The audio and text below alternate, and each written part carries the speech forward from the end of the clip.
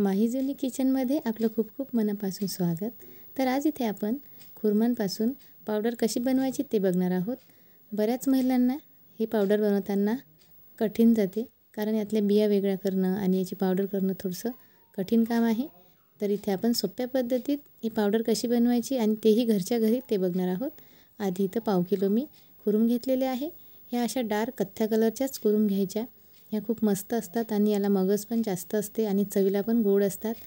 खुरमांमध्ये naturally गोडवा असतो। आधी याला चांगलं स्वच्छ एका कापडानं पुसून घेतलं आणि असं पॅनमध्ये हलकसं गरम करून घेतलं।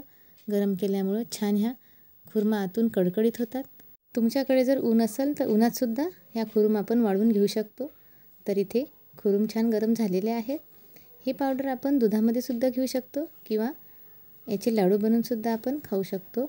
ज्यांना मधुमेहाचा त्रास आहे आणि गोड खाता येत नाही अशा लोकांसाठी तर खारीक पावडर अगदी रामबाण उपाय आहे। एकदा जर करून ठेवली तर अगदी 2 महिने फ्रीजमध्ये स्टोअर करून आपण आरामात 1 ग्लास दुधाबरोबर 2 चमचे खारीक पावडर घेऊ शकतो। आपल्या घरामध्ये लहान मुलं किंवा वयोवृद्ध आजी आजोबा असतील त्यांना सुद्धा ही खारीक पावडर दिली तर शरीर आतून मजबूत राहते आणि ह्या खारीकमध्ये फायबर्स खूप असते। फायबर्स असल्यामुळे शरीरामध्ये फॅट्स जमा होत नाही आणि वजनसुद्धा कंट्रोलमध्ये राहते आणि सगळ्यांच्याच घरात किराण्याबरोबर ही खारीक आणली जाते।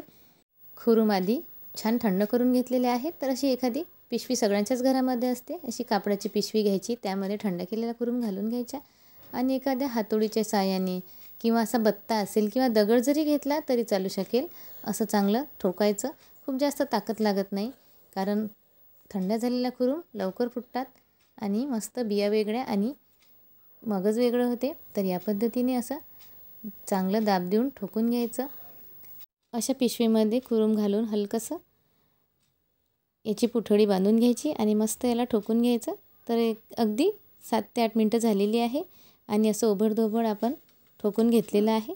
तर यामधल्या अशा बिया काढून घ्यायच्या, कारण मिक्सरच्या भांड्यात घातल्यानंतर मिक्सर खराब होण्याची शक्यता असते। म्हणून सगळ्या बिया आठवणीने पूर्ण वेगळ्या करून घ्यायच्या आणि या खुरूम आता फायनली आपण मिक्सरमधून काढून याची छान पावडर तयार करणार आहोत।